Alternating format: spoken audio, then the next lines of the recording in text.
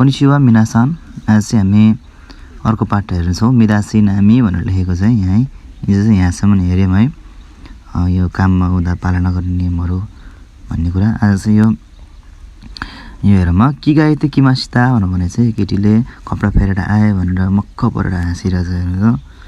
त्यसपछि माइसान के छ यहाँ, माइसान सनो खाक्को वा नानी भनेर भनिसके। अनि यो यस्तो खालको तरिकाले कपडा यो बिगारेर लगाउनु के, यो खाक्को भनेको बिगारेर लगाएको यो के हो भनेर भनिसक्यो यसले चाहिँ। त्यसपछि हे वाकै देशी भन्छ केटीले, कति राम्रो देखेछ भनेर भनेछ अन्त गहनाला हाँसेछ है। त्यसपछि यसले भनेछ के भन्छ युनिफर्म वा किकुसिते वा दामी देशी हो भनेर भनिन्छ कि।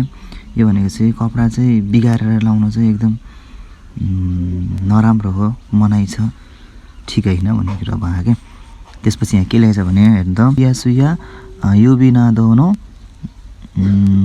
एक्सेसरी वा जिको बौसिनो तामेने हाजु सित्ते ओको भनेर भनेको छ कि। यो भने चाहिँ पियासु भनेको यो हेर्नु त झुम्का हुन्छ नि, यो झुम्का अनि यो अम्ठीहरू यिनीहरूको चाहिँ यो एक्सेसरीहरू चाहिँ जिको बौसिनो तामेने दुर्घटना रोकथामको लागि चाहिँ फुकालो हाजुसी त्योको भनेर फुकाले राखौँ भनेर भनिन्छ कि। यो भनेको चाहिँ कस्तो भने अब यो चिजहरू लगाएर काम गर्दाखेरि पर्न सक्छ ग्राहकहरूको थालहरूमा, यस्तो यस्तो चिजहरूले चाहिँ अनि उनीहरूसँग दुर्घटना हुनसक्छ भन्ने कुराको जानकारी दिएको हो क्या यहाँ तलपट्टि हेर्नु त। त्यसपछि खाकतो ओ फुमा नाइ भनेर चाहिँ जुत्ता हेर्नु त, यो पछाडिपट्टि यो कन्भर्स हामीले पहिला नेपालमा यो लाउने बेलामा बाहिरबाट यसरी निकाल्थ्यौँ नि, त्यस्तो तरिकाले यो खाकतो भनेको चाहिँ यो पैतालाहरू चाहिँ यसरी नकुल्चेर यसरी नलगाऊँ यो जुत्ताहरू पनि भन्ने कुरा देखेको छ कि। त्यसपछि यहाँले हेर्नु त के लेखेको छ भने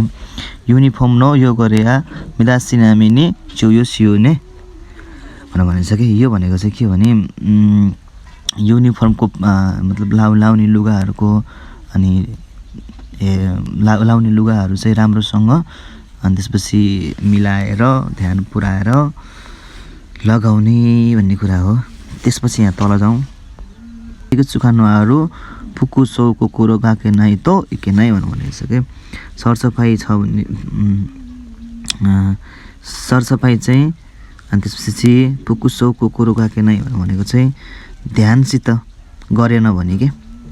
फुकुसो भनेको कपडा लगाउने कामहरू सरसफाइहरू चाहिँ राम्रोसँग गरेन भने चाहिँ हुँदैन, राम्रोसँग मिलाएर लगाउनुपर्छ भने चाहिँ हाई बनाउनु चाहिँ केटीले चाहिँ। त्यसपछि जाउँ तलपट्टि अर्को जाउँ,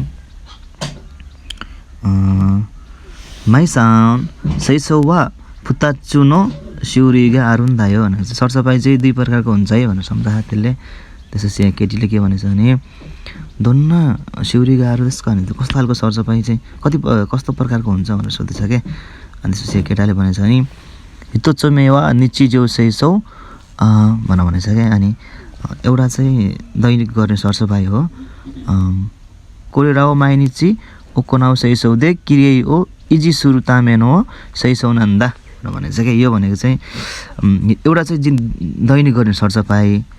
अनि त्यसपछि यो चाहिँ सञ्चालन के अरे हरेक दिन सञ्चालन गर्नुपर्छ भनेर भनिन्छ कि। सैसौदे किरियै हो सरसफाइबाट दैनिक सरसफाइ गरेर चाहिँ यहाँ के लेखेछ भने हितोचुमे वा निचिज्यू सैसौ कोरेराओ माइ निची ओकोनाउ सैसौदे किरे हो इजी सुरु तामेनो सैसौ नन्दा भनेर भनिन्छ कि। यो चाहिँ एउटा चाहिँ दैनिक गर्ने सरसफाइ हो। यसले चाहिँ यो सरसफाइले चाहिँ सधैँ सरसफाइ राख्नको लागि कायम गर्छ भन्ने कुरा हो कि।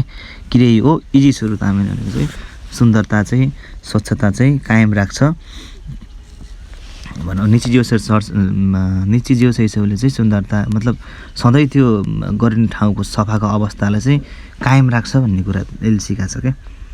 त्यसपछि यहाँ के लेखेको छ भने दुई प्रकारको छ भनेछ नि है। अनि एउटा चाहिँ निचिज्यू सैसौ र हिबिनो सैसौ भनेको लगभग एउटै हो।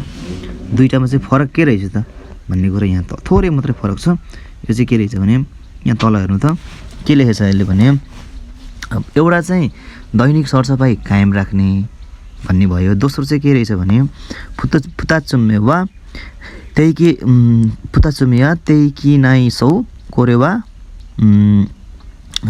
त्यही किन ओकोनाउ मनोदे पुदान्ज्यौदेखि नै यो गरे ओ तोरी नोजुक्कु सैसौनन्दा भनेको छ कि यो भनेको चाहिँ के हो भने त्यही कि सही छौ भनेको छ कि दोस्रो चाहिँ पुताचमेवा त्यही कि सही छौ भनेको छ यो चाहिँ के हो भने महिनामा तोकेको समयमा गरिने सरसफाइ हो कि यो चाहिँ है महिनामा तोरिने के अरे गर्ने सरसफाइ यहाँ के लेख्छ भने कोरेवा त्यही कि भन्छ यहाँ कोरेवा त्यही कि नि ओकोनाउ मनाउँदै पुदान्ज्यौदेखि नै यो गरे हो भने चाहिँ यो चाहिँ निश्चित समयमा सञ्चालन गर्ने भएकोले अनि पुदान्ज्यौ के भनेको चाहिँ अन्य फोहोरहरू हट्न नसकिने के अरे पुदान्ज्यौदेखि नै यो गरे हो भनेको चाहिँ अन्य समयमा हट्न नसकेको फोहोरहरू पनि तोरिनोजुकु सैसौनन्दा भनेको चाहिँ सजिलै हटाउन सक्छ यसले चाहिँ भन्ने कुरा हो कि बुझ्नुभयो।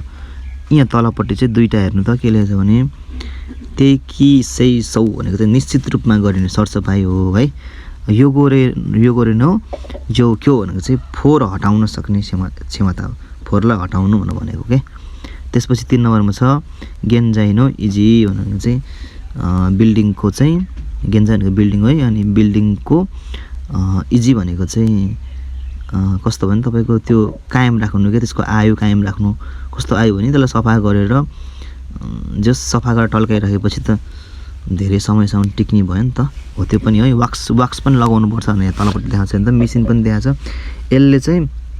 यसलाई चाहिँ पोलिस्टो भन्छ कि पोलिस्टो। यसले चाहिँ मजाले त्यो भित्ता के अरे भुइँहरूलाई टल्काउने चम्काउने गर्छ है यसले चाहिँ।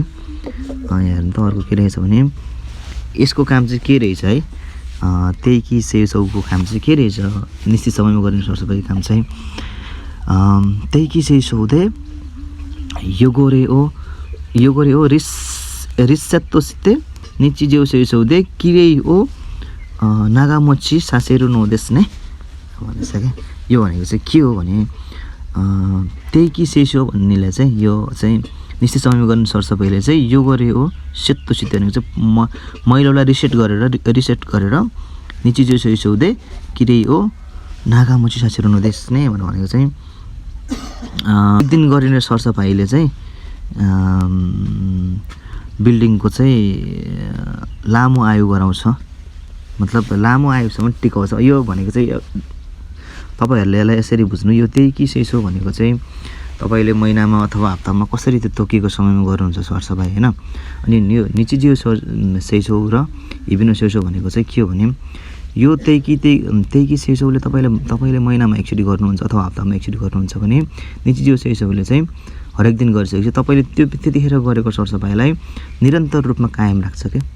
मतलब एकचोटि त्यतिखेर तपाईँले त्यही कि सेसो गर्नु भयो छोडिदिनु भयो भने त काम भएन नि त। तर त्यसलाई निचिजियो र हिबिनो सेसो गऱ्यो भने चाहिँ त्यतिखेर गरेको सरसफाइलाई चाहिँ कन्टिन्यू तरिकाले कायम राखिरहन्छ, फोहोर हुन दिन्न भन्ने कुरालाई बुझ्नु पऱ्यो कि है। ल यो दुईवटामा फरक चाहिँ तपाईँले यसरी बुझ्नु पऱ्यो। ल त्यसपछि सुकी जाउँ। यहाँ के लेखेछ यो चाहिँ ध्यान दिनुपर्ने कुराहरू है। के छ भने हेर्नु त बिरुकुरिनिङ्गोनो गो गेन्सेक्कु भनेको छ कि बिल्डिङ क्लिनिङको 5वटा सिद्धान्त भनेको छ।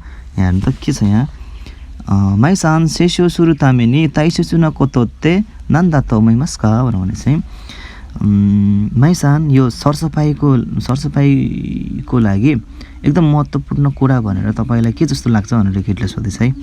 अनि यो केटीले के भन्छ सोन्ना खान्तन देश यो गऱ्यो इजिक्यो सुरेबा योइ नो देशने देश्यो नि भने चाहिँ त्यसपछि के भनेको यसले भने यसले चाहिँ त्यस्तो खालको सजिलो, यो त सजिलो छ नि खान्तन देश हो सजिलो छ, यो गऱ्यो जो क्यो सुरेबा योइ नो देशने भनेको त फोहोर ठ्याक्कै हटाइदिने मात्रै त हो नि, अरू के गर्नुपर्छ र भनेर केटीले भनेछ है। त्यसपछि यहाँ केटाले के जवाब दिन्छ है जिगाओ यो भनेछ एकदम गलत भयो है भनेछ है। अनि के लेख्छ पुरोनो सिगोतोनो तामेनिवा है। यो के छ पुरोनो सिगोतोनो तामेनिवा भनेको चाहिँ एउटा प्रोफेसनल व्यावसायिक काम गर्नको लागि चाहिँ है गो गेन्सेकु सितागात्ते साग्यो ओ सिनाखेरेबा इखेनाइन्दायो भनेछ कि 5वटा सिद्धान्तलाई सितागात्ते भनेको पालना गरेर साग्यो ओ काम चाहिँ नगरी हुँदैन है भनेछ कि। यो 5वटा सिद्धान्त चाहिँ त्यही हुन्छ यहाँ तलपट्टि यो याद गर्नुपर्ने सिद्धान्तहरू चाहिँ यो हेर्नु त इचिबानमा छ के छ भने